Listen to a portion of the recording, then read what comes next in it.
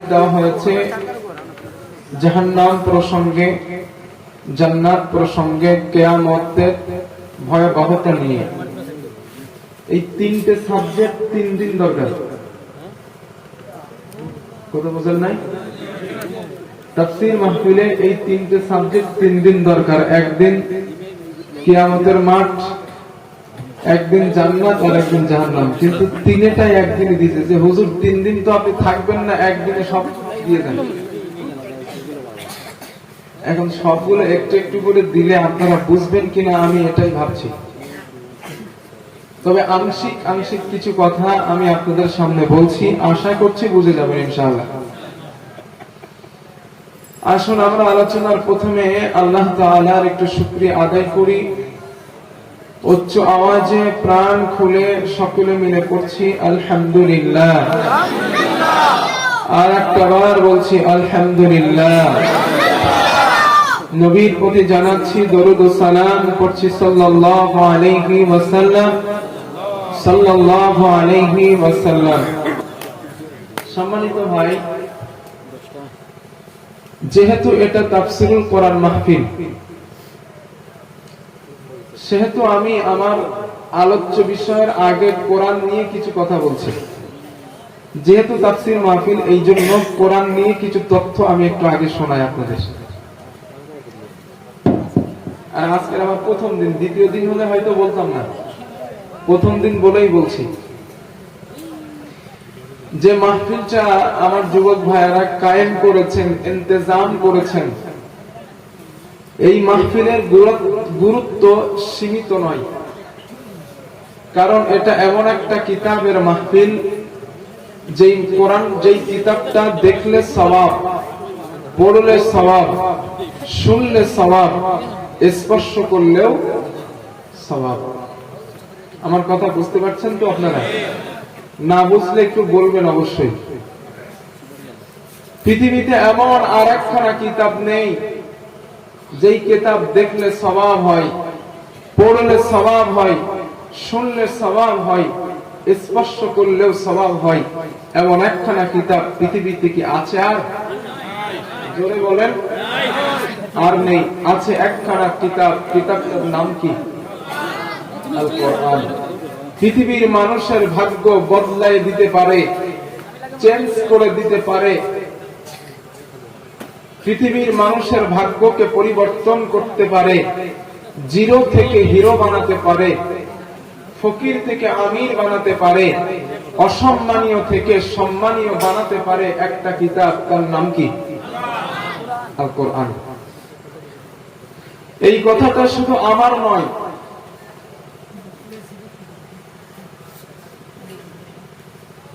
(1517 সনে বিলাতের house of Commons এর সম্মুখে বার্টন রাসেলকে এই কথাই প্রশ্ন করা হয়েছিল, জিজ্ঞাসা করা হয়েছিল, ও বার্টন রাসেল, আজ গোটা পৃথিবীর বুকে মানুষের ভিতরে, রাজায় রাজায়, গোত্তরে গোত্তরে, ব্যক্তি ব্যক্তিতে যে মারামারি, যে কাটাকাটি, যে রাহাজানি, যে হিংসা, যে যুদ্ধ, যে বিগ্রহ গোটা পৃথিবী জুড়ে চলছে, এই অশান্তির অমানিসা থেকে পৃথিবীর মানুষকে বাঁচার কি কোনো রাস্তা নেই? বার্টন রাসেল এক বাক্যে জবাব দিয়ে বলেছিলেন, রাস্তা আছে, সেটি হলো go back to the universal go and the universal prophet. পৃথিবীর মানুষ যদি শান্তি পেতে চায়, মুক্তি পেতে চায়, আল কোরআনের কাছে নিজের জীবনটাকে মিশিয়ে দিতে হবে, আল কোরআনের কাছে ফিরে আসতে হবে এবং শ্রেষ্ঠ যুগের শ্রেষ্ঠ মহামানব নবী মুহাম্মদ রাসূলুল্লাহ সাল্লাল্লাহু আলাইহি ওয়াসাল্লামের জীবন চরিত্র পৃথিবীর মানুষকে ধারণ করতে হবে। এই দুইটা জিনিস যদি করতে পারে, আমি বার্টন রাসেল বলছি, পৃথিবীর মানুষ আবার শান্তি পাবে, আবার মুক্তির নিশানা পেয়ে যাবে। জোরে বলেন সুবহানাল্লাহ। তাকদীর যদি বদলাতে চান, কিসমত যদি ভালো করতে চান, পৃথিবীতে যদি শান্তি পেতে চান, কোরআনের বিকল্প আর কিছুই হতে পারে না। এটা এমন কিতাব এই কোরআনের কাছে আপনি আসবেন, আসার সাথে সাথে যদি আপনি নিয়মিত কোরআন তেলাওয়াত করেন, আল্লাহ তাআলা প্রতিনিয়ত আপনার বাড়িতে ওই কোরআন পাঠকারীর জন্য প্রতিনিয়ত আল্লাহ পাক রহমত, করুণা, দয়া নাজিল করতে থাকেন। সুবহানাল্লাহ। এটা পাবেন কোথায়? কোরআনে। আল্লাহ রাব্বুল আলামিন বলেন, ইন্নাল্লাযীনা ইয়াতলুনা কিতাবাল্লাহি ওয়া আকামুস সালাতা ওয়া আনফাকু মিম্মা রাযাকনাহুম সিররান ওয়া আলানিয়া يرجون تجارة لن تبور ليوفيهم أجورهم ويزيدهم من فضله জোরে বলেন আল্লাহু আকবার। আল্লাহ রাব্বুল আলামিন বলেন, বান্দারা, কোন মুমিন, কোন মুসলমান নিয়মিত যদি কোরআন তেলাওয়াত করেন, কোরআন পাঠ করেন, আল্লাহ পাক বলেন কোরআন পাঠ করলো, নামাজ পড়লো এবং গোপনে প্রকাশ্যে আমি আল্লাহর রাস্তায় ব্যয় করলো, আমি আল্লাহ তাকে যে অর্থ দিয়েছি ওই অর্থ আমি আল্লাহর রাস্তায় গোপনে প্রকাশ্যে দান করলো, আল্লাহ পাক বলেন এরা এমন একটা ব্যবসার আশা করলো, এমন একটা বিজনেসের আশা করলো যেই ব্যবসায় কখনো লস হয় না, লাভ আর লাভ। আল্লাহ পাক বলেন, বান্দা সেটা কেমন লাভ শোনো। আল্লাহ বলেন, লিওয়াফিয়াহুম উজুরহুম ওয়া ইয়াজিদুহুম মিন ফাদলি। আল্লাহ বলেন কোরআন পড়ার কারণে, নামাজ পড়ার কারণে, গোপনে প্রকাশ্যে দান করার কারণে ওরা এমন একটা ব্যবসা আশা করলো, আমি আল্লাহ পাক তাদের প্রতি প্রতিনিয়ত রহমত, করুণা, দয়া আমি আল্লাহ তাদের প্রতি নাজিল করে দেই। জোরে জোরে বলেন সুবহানাল্লাহ। প্রত্যেকটা দিন আপনি কোরআন পড়বেন, আল্লাহ তাআলা আপনার প্রতি রহমত, করুণা নাজিল করবেন। সুবহানাল্লাহ। সেই কোরআনের মাহফিলে আপনারা বসা। নাম্বার 2, এটা এমন এক কিতাব, কোন রাখাল, কোন মুচি, কোন মেথর,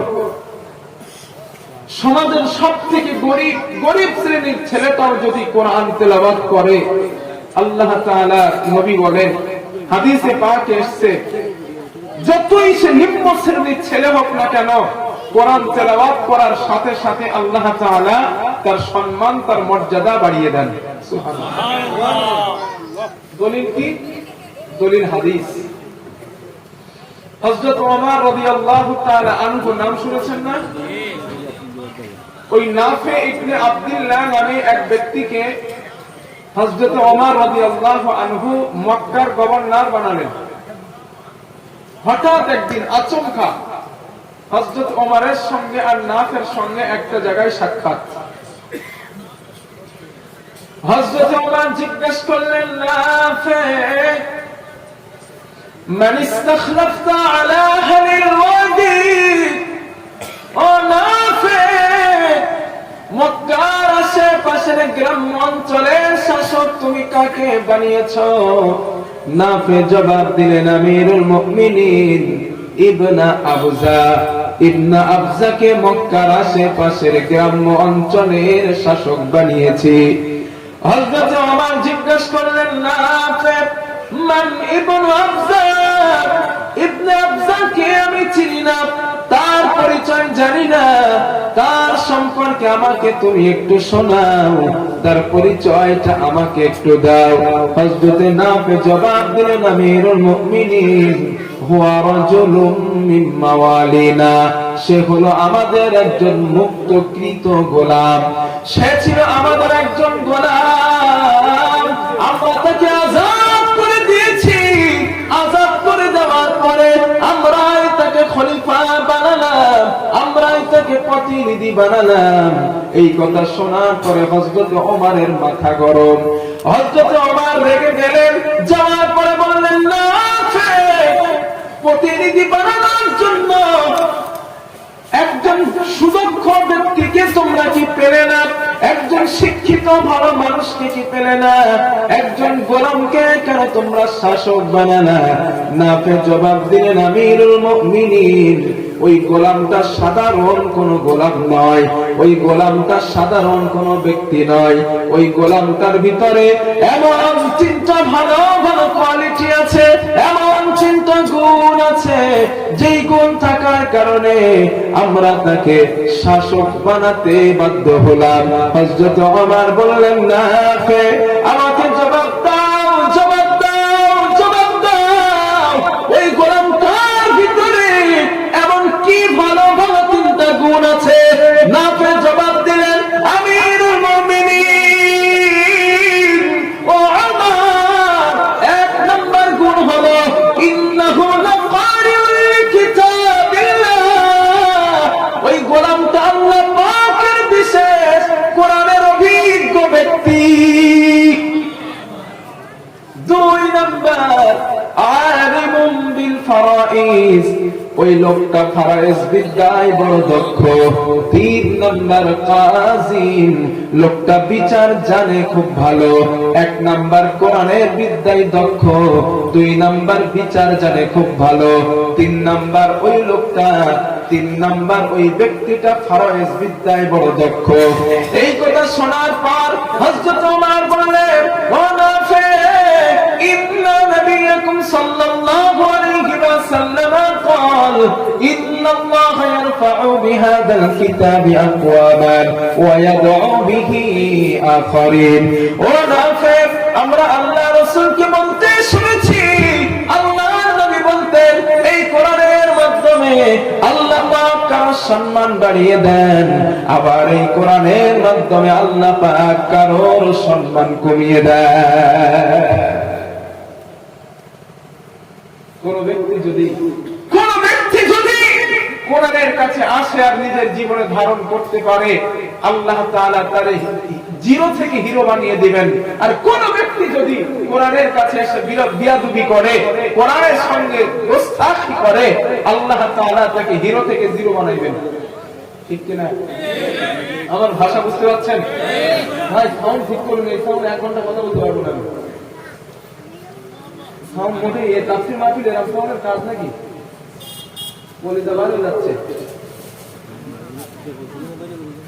এই কোরআনের কাছে যারা আসবে তারাই আল্লাহ তাআলা তাকে জিরো থেকে হিরো বানাইবেন। আর যারা এই কোরআনের কাছ থেকে বিরোধিতা করে ফিরে যাবে, তাদেরকে আল্লাহ হিরো থেকে জিরো বানাইবেন। ঠিক কিনা? তার বাস্তব দৃষ্টান্ত নেন আমেরিকার বুশ। আমেরিকার বুশ পার্লামেন্টের বিরুদ্ধে, কোরআনের বিরুদ্ধে কথা বলার কারণে, পার্লামেন্টের ভিতরে কোরআনের বিরুদ্ধে কথা বলার কারণে একজন মিডিয়া তার পায়ের জুতো খুলে বুশকে মারছিল। যুবক ভাই, আপনারা গুগলে দেখে নিতে পারেন, আপনারা গুগলে দেখে নিতে পারেন, আজও সেই রেকর্ডটা আছে। এক মিডিয়া বুশকে জুতো খুলে মেরেছিল, মারার কারণে ওই মিডিয়া অ্যারেস্ট হয়, জেলরুদ্ধ হয়। কয়েক মাস পরে যখন সে জেল থেকে ছাড়া পায়, যেই জুতো দিয়ে বুশকে মেরেছিল ওই জুতো কয়েক হাজার ডলারে আবার বিক্রয় হয়েছে। সুবহানাল্লাহ বলবেন না? মনে আপনারা বোঝেন না এই কথাটা, বুঝছেন? সুবহানাল্লাহ তো কইতে পারলেন না, বাড়ি গিয়ে কইতেন সুবহানাল্লাহ, এখন কোন দরকার নাই। তাহলে কোরআনের কাছে আসলে শান মান মর্যাদা বাড়িয়ে দেন কে? আল্লাহ। বলেন দুই নাম্বার, নাম্বার 3, এই কোরআন যদি কেউ শিখতে যায় তার মান মর্যাদা কতটা বেশি, আল্লাহর নবী বলেন নাম্বার 3। এই কথাগুলো কেন বলছি জানেন? এই তাফসীর মাহফিলে না হলে বলতাম না। অসুবিধা হলো না? অসুবিধা নাই তো? আর যেহেতু আজ তাফসীর মাহফিলের সূচনা আর আমাকে দিয়ে আপনারা করাইতেছেন বাইরের বক্তার ভিতরে, এই জন্য কথাগুলো বলছি যাতে আপনাদের এই তাফসীর মাহফিলের প্রতি, কোরআনের প্রতি আকর্ষণটা বৃদ্ধি হয়। কথা বুঝতে পেরেছেন? নাম্বার 3, আল্লাহ নবী বলেন, আল্লাহ রাসূল বলেন, ফাওয়াল্লাযী নাফসু মুহাম্মাদিন বিয়াদিহি, আল্লাহ নবী বলেন, পৃথিবীর জমিনে আমি আল্লাহর নবী আল্লাহর নামে শপথ করে বলছি, আল্লাহর নামের কসম করে বলছি, কসম করে বলছি, কসম করে বলছি, মা মিন মুতাআল্লিমিন ইখতালিফু বিআলিমিন, এমন কোন ব্যক্তি পৃথিবীতে নাই, এমন কোন আল্লাহর বান্দা নাই যে ব্যক্তিটা কোরআন শেখার জন্য মাদ্রাসায় চলে যায়, মসজিদের হুজুরের কাছে চলে যায়, হুজুর আমি কোরআন জানি না, আল্লাহর রাস্তায় আমাকে কোরআনটা শিখিয়ে দিন, মুখের দাড়িটা পেকে গিয়েছে, জানি না কবে মরি কবে বাঁচি, আল্লাহর রাস্তায় কোরআনটা আপনি আমাকে শিখিয়ে দেন। আল্লাহর নবী বলেন, যেই ব্যক্তিটা কোরআন শিখতে গেল, ইল্লা কাতাবাল্লাহু লাহু বিকুল্লি কদামিন ইবাদাতা সানাতিন, আল্লাহর নবী বলেন, একটা মানুষ একটা দিন নয়, দুইটা দিন নয়, তিনটা দিন নয়, একটা না 365টা দিন নফল ইবাদত করলো, সারা রাত নফল নামাজ পড়লো, সারা দিন নফল রোজা রাখলো, একটানা 365টা দিন ইবাদত করলে যতটা সওয়াব হয়, যেই ব্যক্তি কোরআন শিখতে যায় ওর প্রতিটা কদমের বিনিময় আল্লাহ এক এক বছরের ইবাদতের সওয়াব লিখে দেয়। আল্লাহর নবী বলেন, 2 নাম্বার, ও কদামিন মদিনাতুন ফিল জান্নাহ, যেই ব্যক্তি কোরআন শেখার জন্য চলে যায় ওর প্রতিটা কদমের বিনিময় আল্লাহর নবী বলেন জান্নাতে বিরাট বড় বড় একটা সিটি নির্মাণ হয়ে যায়। 3 নাম্বার নবী বলেন, ওয়াতাস্তাগফিরু লাহু মান ফিল আরদ, জমিনে যারা বিচরণ করছে, গাছের পাখিগুলো, আপনাদের বাড়িতে গৃহপালিত পশু যেগুলো আছে, ওই পশুগুলো পর্যন্ত, আপনাদের ফিশারিতে যে মাছগুলো আছে, ওই মাছগুলো পর্যন্ত ওই কোরআন শেখা ব্যক্তির জন্য আল্লাহর কাছে মাগফিরাত কামনা করেন। ও আমার আল্লাহ, এই বান্দার যদি কোনো অপরাধ হয়ে যায়, বান্দার যদি কোনো ভুল হয়ে যায়, আল্লাহ তুমি তাকে মাফ করে দাও, আল্লাহ তুমি তাকে ক্ষমা করে দাও। আল্লাহর নবী বলেন, ওয়ায়ুমসি ওয়াইসবিহু মাগফুর, আল্লাহ সকাল আর সন্ধ্যা এই তালিবুল ইলমের কোরআন শেখা ব্যক্তির আমলনামা পরিষ্কার করে দেওয়া হয়, এর গুনাহগুলো আল্লাহ পাক মাফ করে দেন। জোরে জোরে বলেন সুবহানাল্লাহ। 5 নাম্বার নবী বলেন, ওয়াশাহিদাত লাহুল মালাইকাতু বিআন্নাকুম মুতাকাল্লাহি বিনান নার বিনান নার বিনান নার, ফেরেশতারা সাক্ষী দেন এই সব কোরআন শিখতে যাওয়া ব্যক্তিগুলি আল্লাহর পক্ষ থেকে জাহান্নাম থেকে মুক্তি প্রাপ্ত ব্যক্তি। জোরে জোরে বলেন সুবহানাল্লাহ। নারে তাকবীর। নাম্বার 1, এক এক কদমের বিনিময় 1 বছর নফল ইবাদতের সওয়াব। নাম্বার 2, জান্নাতে এক একটা কদমের বিনিময় সিটি নির্মাণ। নাম্বার 3, পৃথিবীর প্রাণীগুলো আপনার জন্য মাগফিরাত করে। নাম্বার 4, সকাল সন্ধ্যা আমলনামা পরিষ্কার হয়ে যায়। নাম্বার 5, ফেরেশতারা সাক্ষী দেন ওই কোরআন শিখতে যাওয়া ব্যক্তিগুলি আল্লাহর পক্ষ থেকে জাহান্নাম থেকে মুক্তি প্রাপ্ত। সুবহানাল্লাহ। মুখের দাড়িটা পেকে গেছে তো কি হইছে? শিক্ষার কোনো শেষ নাই। মরার আগে কোরআনটা একটু শিখেই কবরে যান। যদি কোরআন শিখতে শিখতে মরে যান, এই হাদিসের বক্তব্য অনুযায়ী, ব্যাখ্যা অনুযায়ী আল্লাহ আপনার গুনাহ মাফ করিয়ে নিয়েই জান্নাতে দেবেন, মৃত্যু দেবেন। সুবহানাল্লাহ। একটু শিখেন। সব পড়তে পারেন, বাংলা পড়তে পারেন, ইংরেজি পড়তে পারেন, হিন্দি পড়তে পারেন, বলতেও পারেন, কোরআনটা পড়তে পারেন না, মুসলিম সন্তান কেন আপনি পড়তে পারেন না? একটু পড়াশোনা করে দেখেন। যারা অমুসলিম, বিভিন্ন ধর্মের মানুষ যারা ইসলাম ধর্মকে ইসলাম ধর্মের মানুষ না অন্য ধর্মের মানুষ, তারা বিভিন্ন বৈজ্ঞানিক, বিভিন্ন ডক্টর, মাস্টার, তাদের লাইফ উন্নত হচ্ছে কেন? তাদের পিছনের ব্যাকগ্রাউন্ড খুঁজে দেখেন, তারা আল্লাহর কোরআন নিয়ে রিসার্চ করে, গবেষণা করে। এজন্যই তো বিজ্ঞানীরা এই কথা আজ বলতে স্বীকার বাধ্য হয়েছে, সায়েন্টিফিকেটস ইন দা হলি কোরআন। এই কোরআনের সমস্ত কথাই বিজ্ঞানসম্মত কথা, একটা কথা এই কোরআনের ভিতরে অবৈজ্ঞানিক কথা আল্লাহ তাআলা দেন নাই। সুবহানাল্লাহ। কপাল পড়া মুসলমান আমরা, কপাল পড়া মুসলমান যে কোরআনটা একটু পড়িও না, বুঝিও না। ঠিক বলছি না ভুল বলছি ভাই? এই হচ্ছে আমাদের অবস্থা। 5 নাম্বার আল্লাহর নবী কোরআন সম্পর্কে বলেন, قال رسول الله صلى الله عليه وسلم يقال لصاحبك القرآن। আল্লাহর নবী বলেন কিয়ামতের দিন কোরআন ওয়ালার সঙ্গে সাক্ষাৎ করে বলবে, হাল তা'রিফুনি, ও মানুষ তুমি আমাকে কি চিনতে পারছো? তুমি আমাকে কি চেনো? ওই ব্যক্তি জবাব দেবে, না আমি তো আপনাকে চিনি না। আল্লাহর কোরআন জবাব দিবে, না সাহিবুকাল কোরআন, আমি তোমার দুনিয়ার সাথী আল কোরআন আল্লাযী আসবাহতুকা ফিল হাওয়াজিজ। রমজান মাসে দিনের বেলা আমি তোমাকে খাইতে দেই নাই, ওয়াসহারতু লাইলাতাক, রাতের বেলা তোমাকে আমি ঘুমাতে দেই নাই। আল্লাহর নবী বলেন, ফায়ুতাল মুলকু বিয়ামিনিহি, হাফেজে কোরআনের ডান হাতে আল্লাহ জান্নাতের বাদশাহী দিয়ে দিবেন। ওয়াল খুলবা বিয়াসারিহি, হাফেজে কোরআনের বাম হাতে আল্লাহ জান্নাতে বসবাসের চিরস্থায়ী সার্টিফিকেট দিয়ে দিবেন। আল্লাহর নবী বলেন, ওয়ায়ুদাউ আলা রাসিহি তাজুর ওয়াকার, হাফেজে কোরআনের মাথায় আল্লাহ সম্মানের মুকুট পরিয়ে দিবেন।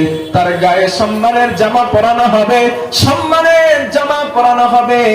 আল্লাহর নবী বলেন, শুধু তাই নয়, তার বাবা মাকে আল্লাহ পাক 2 জোড়া জান্নাতের জামা পরিয়ে দেবেন। বাবা মা বলবে, বিমা কুসিনা হাদিহি, এই সম্মান আমাদের কেন দেওয়া হয়েছে? দুনিয়ার জমিনে এমন ভালো কাজ তো আমরা করি নাই, এমন নেক কাজ তো আমরা করি নাই, এই সম্মান আমাদের কেন দেওয়া হয়েছে? আল্লাহর পক্ষ থেকে জবাব আসবে, লিআখদি ওয়ালাদিকুমুল কোরআন, তোমাদের সন্তান দুনিয়ায় কোরআন পড়ার কারণে এই মর্যাদা আল্লাহ তোমাদের দিয়ে দিয়েছে। ও মুসলমান ইমানদার, নিজে কোরআনটা পড়েন, সন্তানকে শেখান। কিয়ামতের দিন এই মর্যাদা শান আল্লাহ আপনার সন্তানকে দান করবেন। সারা জীবন তাফসীর মাহফিলে বক্তব্য শুনলেন, কোরআন পড়তে পারেন না, শোনার কোনো দাম নাই। কথা বলতেছেন? তাফসীর মাহফিল দেওয়ার উদ্দেশ্য হলো যেন আমি আর আপনি কোরআনটা বুঝি, কোরআনটা জানি, কোরআনটা পড়তে পারি। ঠিক কি না? এরপরেও যদি বল, না হুজুর আমি পড়বো না, আপনার কি করার আছে করেন, আমার কিছু করার নেই। কথা বোঝেন নাই? হুজুর আমি পড়তামই না, আপনার কি করার আছে করেন, আমার কিছু করার নেই। আপনি পড়বেন না, আপনার কপাল পড়াইলেন। আপনি পড়বেন না, আপনার তকদীর পড়াইলেন। আপনি পড়েছেন তো আপনার রাস্তা আপনি ভালো করেছেন। ওয়ালা তাযিরু ওয়াজিরাতুন বিযরা উখরা, আপনার বোঝা আমি বহন করব না, আমার বোঝা আপনি বহন করবেন না, যার বোঝা তাকে বহন করতে হবে কিয়ামতের দিন। এই জন্য আবার বলি ভাই, তাফসীর মাহফিলে এত মানুষ উপস্থিত আছেন, মেহেরবানি করে বলছি কোরআনটা একটু শেখেন। যারা জানেন না একটু কোরআনটা শেখেন। এখন বাংলা তাফসীর বার হয়েছে, তাফসীর ইবনে কাসিরের মতো তাফসীর বাংলায় ট্রান্সলেশন হয়ে গেছে। বাড়িতে যখন সময় পান, উপন্যাসটা না পড়ে, গল্পের বই না পড়ে, একটু কোরআনের তাফসীরটা পড়েন। কোরআনের তাফসীরটা পড়েন, কিভাবে পৃথিবীতে চলতে হবে, কিভাবে থাকলে আমি শান্তি পাবো, কোথায় গেলে মুক্তি পাবো, শান্তি পাবো, জীবন জিজ্ঞাসার জবাব পাবো। কোরআন পড়েন, তাফসীর পড়েন, আল্লাহ পাক আপনার রাস্তা খুলে দিবেন।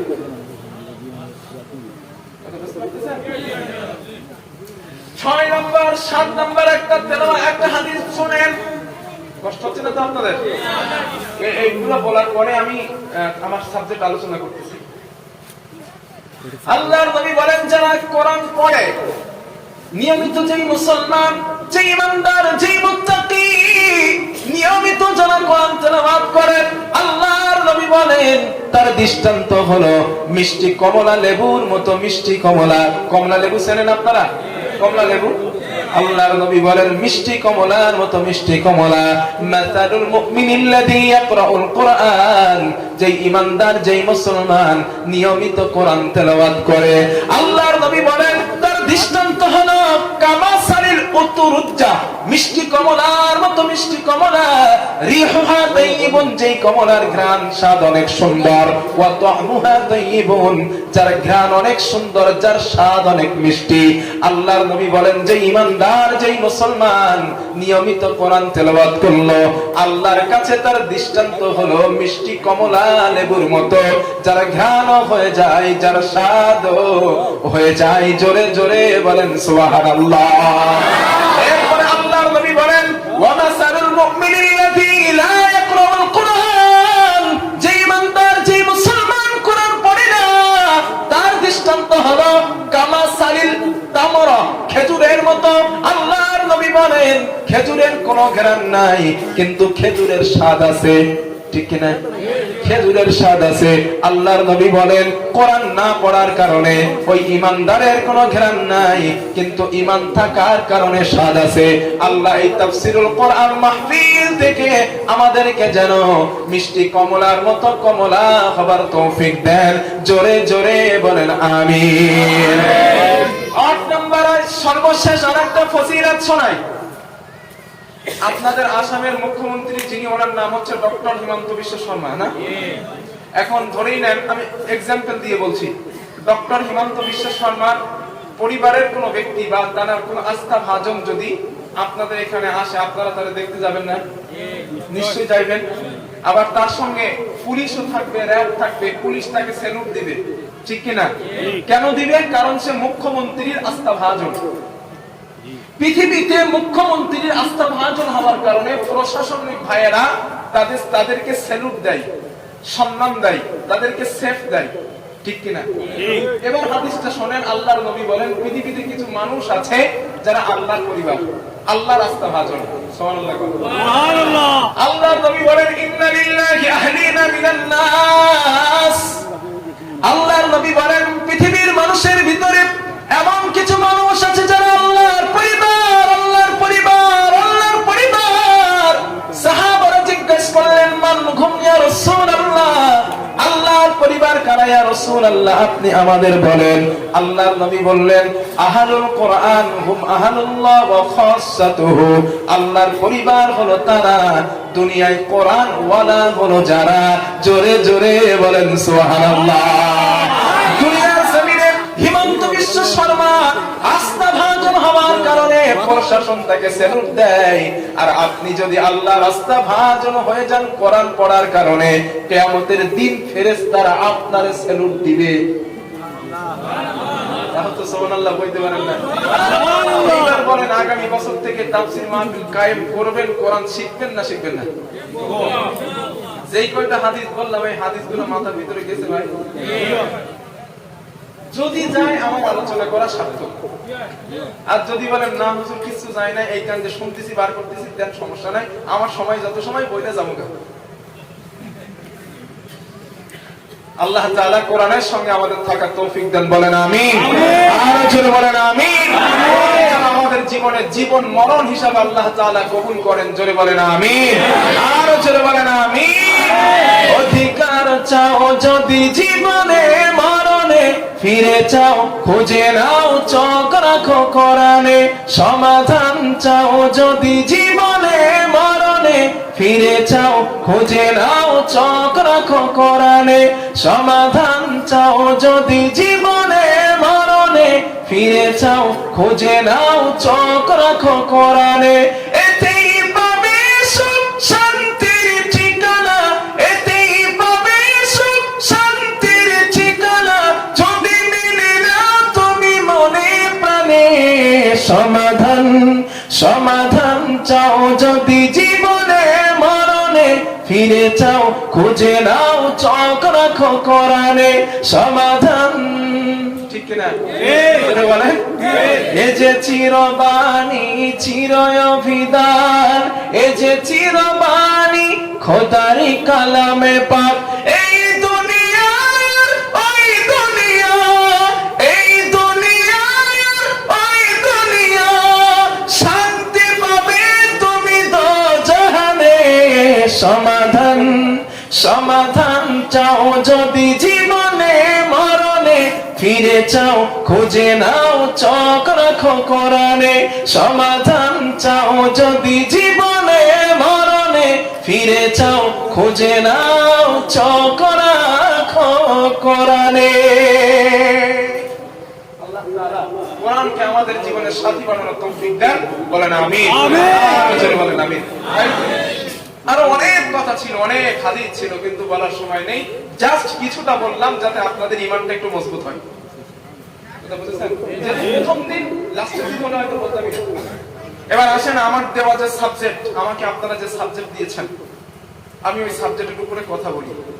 আচ্ছা, আমার মনে আব্দুল্লাহ নোমান আছে না? আব্দুল্লাহ নোমান ভাই আছে আমার পরে? আব্দুল্লাহ নোমান আছে, উনি কোথায় আছেন? এসে গেছে, বলবেন কোথায়? সেটা কটা? এখানে তো টাইমও দেওয়া নেই। তাফসীর মাহফিলের হ্যান্ডবিল একটা কথা বলি আপনাদের। তাফসীর মাহফিলের হ্যান্ডবিল যেটা করবেন, ওখানে আলোচকের সাবজেক্টটা লিখে দিবেন।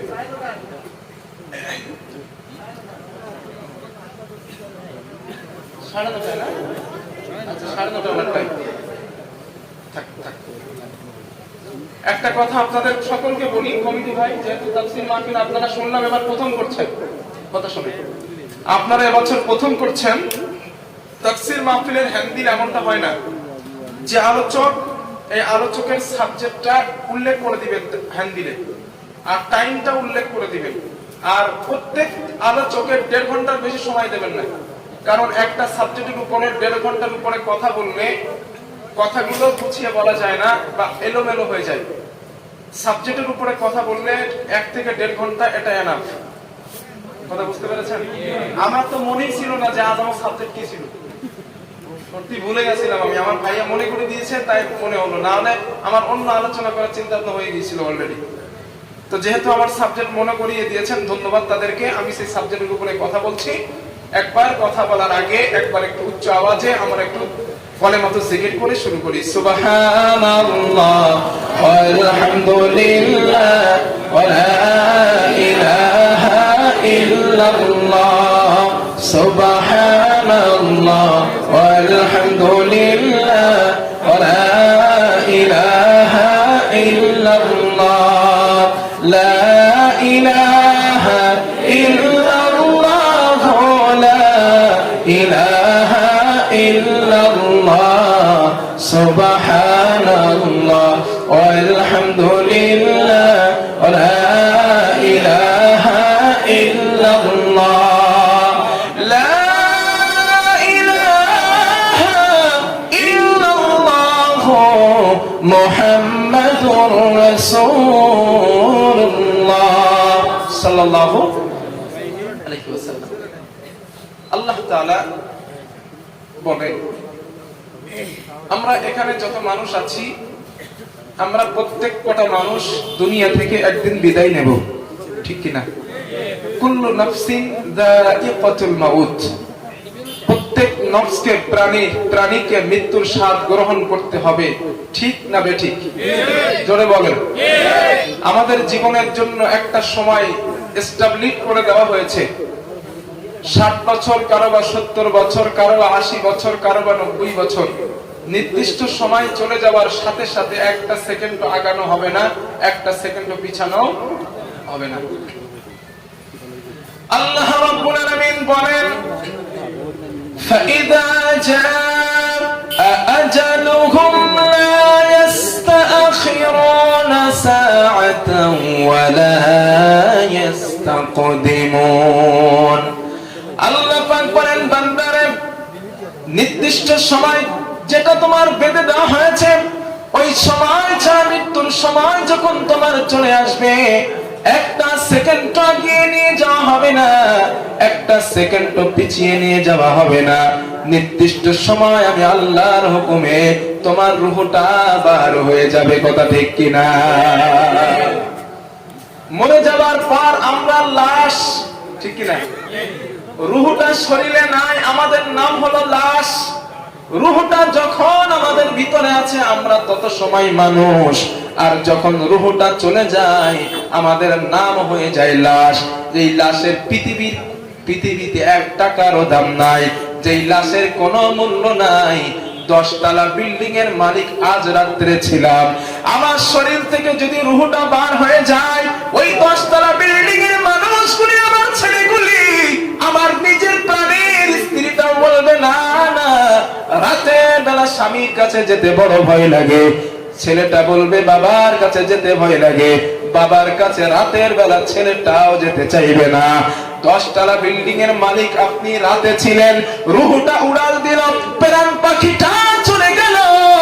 আপনি লাশে রূপান্তরিত হবার পর দুনিয়ায় আপনার কোনো দাম নাই, আপনার কোনো ইজ্জত নাই, আপনার কোনো মান নাই।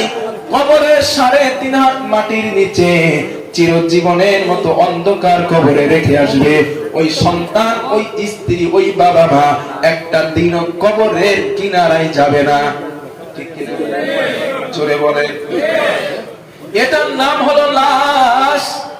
রূহটা যত সময় আছে আমাদের জীবনের বড় দাম, বড় দাম, বড় দাম। রূহটা চলে গিয়েছে, এই জীবনের কোনো দাম নাই। রূহটা হলাম লাশ। কৃত কর্মের প্রতিফল স্বরূপ কবরে ফয়সালা করা হবে। কবর জীবন চলে যাবার পর আল্লাহ হাসরের ময়দানে তুলবেন। ঠিক কিনা? আলোচনা তো অনেক, আমি শর্টে বলি না তো 3টে শেষ করতে পারবো নাকি?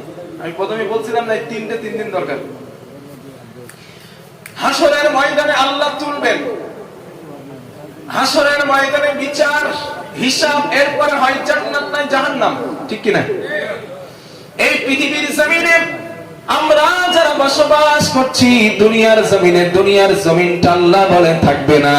ও মানুষ, তোমরা যেমন চলে যাবা কবরে, ঠিক পৃথিবীটাও একদিন শেষ হয়ে যাবে। যে আসমান তোমরা দেখতে পাও, এই আসমান কিয়ামতের আগে থাকবে না, আসমানটাও ধ্বংস হয়ে যাবে। আল্লাহ পাক তত্ত্ব শুনিয়ে দিলেন, ইদাস সামাউ ফাতারাত ওয়া ইদাল কাওয়াকিবু তাসারাত ওয়া ইদাল বিহারু ফুজ্জিরাত ওয়া ইদাল কুবুর বু'থিরাত। জোরে বলেন আল্লাহু আকবার। আল্লাহ রাব্বুল আলামিন বলে, বান্দারা, এই আসমান থাকবে না, দীর্ঘ বিদীর্ণ হয়ে পৃথিবীর উপরে পড়ে যাবে। তোমরা কিতাবের পৃষ্ঠা যেমন উল্টাও, একটা আরেকটা পৃষ্ঠা যেমন উল্টাও, কিতাবের পৃষ্ঠার মতন আসমানটা পড়তে থাকবে। কাতাইকে সিজিল কুতুব, কিতাবের পৃষ্ঠার মতো একটার পর একটা এই বিরাট আসমান পড়তে থাকবে। ও বান্দা, যেই আসমান তোমাদের মাথার উপরে আমি আল্লাহ বানালাম, আসমান আল্লাহ বলেন একটা বানাই নাই, আসমান বানালাম 7টা। এই 7টা আসমান তোমাদের মাথার উপরে পড়বে। আল্লাহ পাক তত্ত্ব দিলেন। আল্লাহ পাক বলেন সূরা মুলক 29 নম্বর পারা, আল্লাহ রাব্বুল আলামিন বলেন, রব ও বান্দারে, তোমাদের মাথার উপরে আমি আসমান একটা বানালাম না, 2টা বানালাম না। আল্লাযী খালাকা সাবআ সামাওয়াতি তিবাকা মা তারা ফি খালকির রাহমানি মিন তাফাউত ফারজি'ল বাসারা হাল তারা মিন ফুতুর। জোরে বলেন আল্লাহু আকবার। আল্লাহ রাব্বুল আলামিন বলে, বান্দারা, ওই আসমান 7টা বানালাম, ওই 7টা আসমান একটার পর একটা তোমাদের মাথার উপরে, দুনিয়ার উপরে পড়তে থাকবে রে গোলাম। শুধু তাই নয়, যেই তারকা তোমাদের মাথার উপরে রাতের বেলা দেখতে পাও, ওই তারকা বিক্ষিপ্ত ভাবে দুনিয়ার উপরে ছিটকে ছিটকে পড়তে শুরু করবে। একটার পর একটা তারকা পড়তে শুরু করবে, একটার পর একটা দুনিয়ায় পড়তে শুরু করবে। আপনারা কি মনে করেন এই তারকা একটু একটু নাকি? কথা বলেন নাকি? একটু একটু কত বড় জানেন তারকা? এই পৃথিবী থেকে 13 লক্ষ গুণ বড় সূর্য। এই সূর্য থেকে সব থেকে কাছের যে তারকা, ওই তারকাটার নাম হচ্ছে প্রক্সিমা সেন্টারি। ওই প্রক্সিমা সেন্টারি যেই পৃথিবী থেকে সূর্য 13 লক্ষ গুণ বড়, ওই সূর্য থেকে প্রক্সিমা সেন্টারি নামে তারকা 3 কোটি গুণ বড়। কত গুণ? 3 কোটি গুণ। ওর থেকে আরো আছে, বিটেলজিউস নামে একটা তারকা আছে, তার থেকে 2 কোটি গুণ বড়। তার থেকে আরো তারকা আছে আরো বড়, এর থেকে ব্ল্যাক হোল আরো বড়। বিজ্ঞানীরা বলেন যেই তারকা সূর্য থেকে কয়েক কোটি গুণ বড়, কয়েক হাজার কোটি গুণ বড়, ওই তারকা যদি ঘুরতে ঘুরতে ব্ল্যাক হোলের রেঞ্জের কাছে চলে যায়, বাচ্চারা মুখের ভিতরে চকলেট দিলে যেমন চুষে খেয়ে ফেলে, বিজ্ঞানীরা বলেন ওই তারকাগুলোকে ব্ল্যাক হোল তেমন চুষে খেয়ে ফেলে। সুবহানাল্লাহ বলবেন না? বিজ্ঞানীরা ওটার নাম দিয়েছে ব্ল্যাক হোল, অন্ধকূপ। আর আল্লাহ নাম দিয়েছেন ফালা উকসিমু বিমা ওয়াকিআন নুজুম। শপথ করছি সেই জায়গার যেখানে তারকা সমূহ নিপতিত হয়। আল্লাহ নাম দিয়েছেন মাওয়াকিআন নুজুম, আর বিজ্ঞান নাম দিয়েছে ব্ল্যাক হোল। তাই এখানে একটা কমন একটা সেন্সের একটা মজার তথ্য দেই, দেখেন একটা মজার তথ্য নেন। আমি আর আপনি এখানে যে বসে, আপনাদের এই এলাকাটার নাম কি? রাজ্যেশ্বরপুর। এই রাজ্যেশ্বরপুর গ্রামের ভিতরে আমি আপনি একটা মানুষ। আপনার থেকে এই রাজ্যেশ্বরপুর গ্রামটা বড়, ঠিক কিনা? রাজ্যেশ্বরপুর গ্রামের থেকে আপনার আসাম রাজ্যটা বড়। আসাম রাজ্য থেকে আপনার ভারতবর্ষ বড়। ভারতবর্ষ থেকে পৃথিবীর অন্য দেশ বড়। অন্য দেশের থেকে টোটাল পৃথিবীটা বড়। পৃথিবীর থেকে সূর্য 13 লক্ষ গুণ বড়। ওই সূর্য থেকে তারকা আরো বড়, সেই তারকার থেকে আর একটা তারকা আরো বড়, ওর থেকে ব্ল্যাক হোল বড়, ঠিক কিনা? এইবার হিসাবটা করেন, মজার তথ্য ভাই। ব্ল্যাক হোল তারকা, সূর্যের আগের তারকা প্রক্সিমা সেন্টারি, এরপরে সূর্য, সূর্যের পরে আসমান, আসমানের পরে পৃথিবী, পৃথিবীর ভিতরে ভারত, ভারতের ভিতরে আসাম রাজ্য, আসাম রাজ্যের ভিতরে রাজ্যেশ্বরপুর, আর রাজ্যেশ্বরপুরের ভিতরে আপনি একজন সলিমুদ্দিন, ঠিক কিনা বলেন? তাহলে আসমান, সূর্য, চন্দ্র এর তুলনায় কিন্তু আপনি নেই। বলো, আপনি আছেন? আছেন আপনি? আপনি আমি নেই। আবার এই মানুষ বলে হাং করেঙ্গা, তাং করেঙ্গা, লাঠি কে আন্দার মুগুর করেঙ্গা। হাই রে ক্ষমতা আছে না? ক্ষমতা দেখাই। ভাই একটা গল্প মনে পড়লো। এক লোক ব্যাংকে টাকা তুলতে গিয়েছে। টাকা তুলতে গিয়ে ওনার সামনে যেই লোকটা টাকা তুলবে, উনি তুলবে 50 লাখ টাকা, আর ওনার পিছনে যিনি তুলবেন তিনি তুলবেন 5,000 টাকা।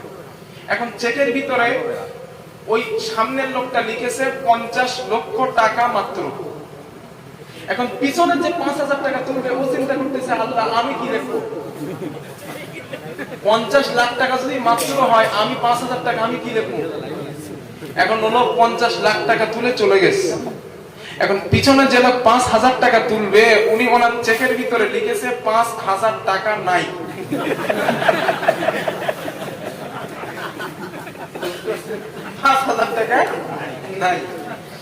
এখন যিনি ম্যানেজার, ওনার কাছে চেকটা দিয়েছে, তো ম্যানেজার হাতে নিয়ে চিন্তা করতেছে আল্লাহ জীবনে এত লোকের সঙ্গে টাকা ট্রানজাকশন করলাম, লেনদেন করলাম, কিন্তু এমন লেখা তো কেউ লিখে নেই। কেন? অনলি একটা শব্দ আছে না, অনলি, মাত্র। এখন ওই ম্যানেজার সাহেব ওনাকে জিজ্ঞাসা করছে, ভাই আপনি এটা কি লিখলেন? 5,000 টাকা নাই, আপনার চেক বাতিল। বলতে স্যার বাতিল করার আগে আমার একটা কথা শোনেন। ওই কি? বলতে স্যার আমি দেখলাম আমার আগে যেই লোকটা 50 লাখ টাকা তুলেছে, উনি ওনার চেকের ভিতরে লিখেছে 50 লাখ টাকা মাত্র।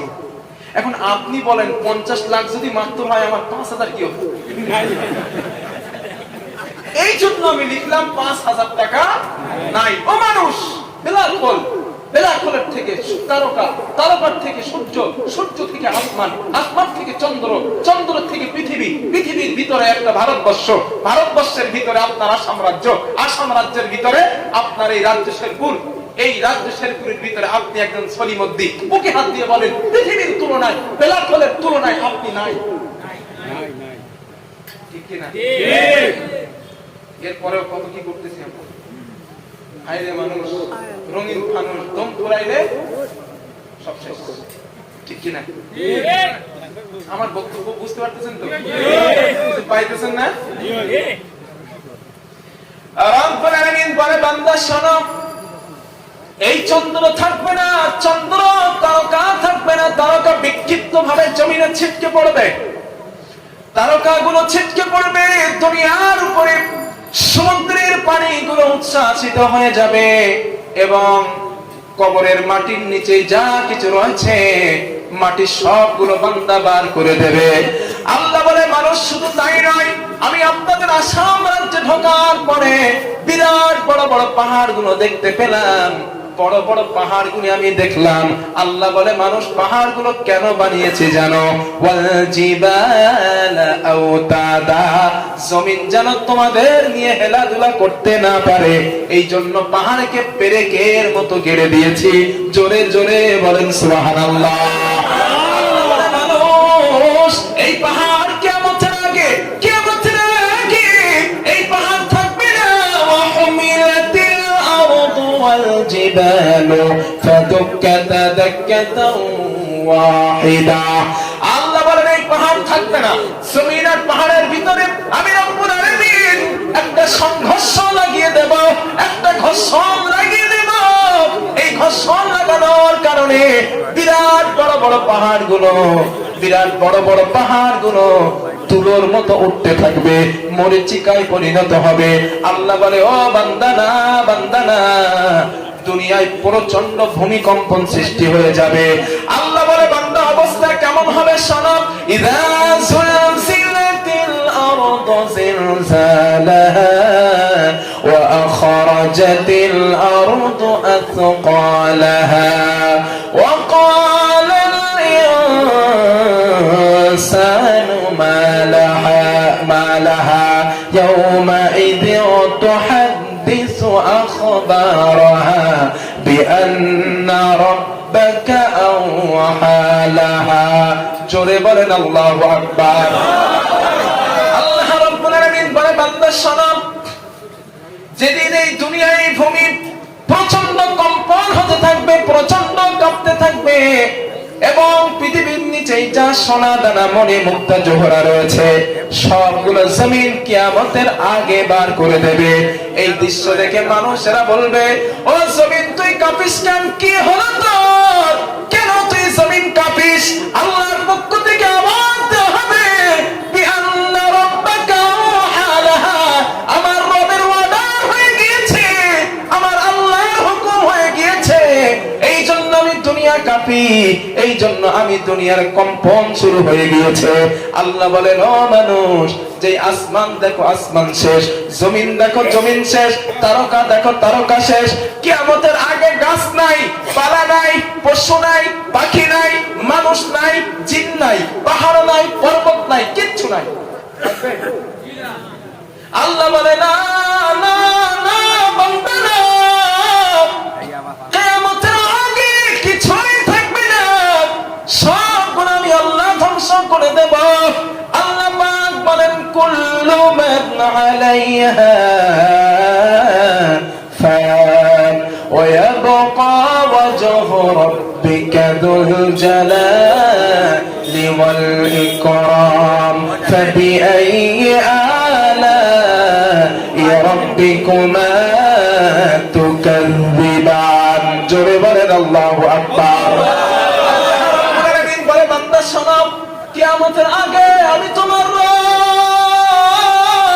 আমি তোমার মালিক, কিয়ামতের আগে সবগুলো ধ্বংস করে দেব, কিছুই থাকবে না, অবশিষ্ট থাকবো একমাত্র শুধুমাত্র আমি তোমার রব, আমি তোমার আল্লাহ। জোরে জোরে বলেন সুবহানাল্লাহ। মানুষ নাই, জন নাই, পশু নাই, পাখি নাই, আসমান নাই, জমিন নাই, কেউ নাই। আল্লাহ দুনিয়াকে ডাক দিলেন, ইয়া দুনিয়া আইনা আশতারুকি, হে দুনিয়া তোর ভিতরে যে গাছ গাছালি গুলো ছিল তারা আজ কোথায়? দুনিয়াতে কোনো জবাব নাই। আল্লাহ ডাক দিবে, ইয়া দুনিয়া আইনা জিবালুকি, হে দুনিয়া তোর ভিতরে যে বড় বড় পাহাড়গুলি আমি পৃথিবীর উপরে স্থাপিত করেছিলাম সেই পাহাড়গুলো আজ কোথায়? দুনিয়াতে কোনো জবাব নাই। আল্লাহ ডাক দিবে, ইয়া দুনিয়া আইনাল জব্বারিন, হে দুনিয়া তোর উপরে যে স্বৈরাচার বসবাস করত, মানুষকে কষ্ট দিত, অসহায়ের উপর অত্যাচার করত, জুলুম করত, নির্যাতন করত, ওই স্বৈরাচার গুলো আজ কোথায়? পৃথিবী থেকে কোনো জবাব নাই, কোনো আওয়াজ নাই। আল্লাহ নিজেই ডাক দিবেন, লিমানিল মুলকুল ইয়াউম, আজ রাজত্ব কার? আজ রাজত্ব কার? আল্লাহর পক্ষ থেকে আওয়াজ আসবে, লিল্লাহিল ওয়াহিদিল কাহ্হার, একমাত্র শুধুমাত্র কেবলমাত্র এক পরম ক্ষমতাশালী আল্লাহ পাকের রাজত্ব। আজ আর কোন ব্যক্তির রাজত্ব কিয়ামতের দিন চলবে না।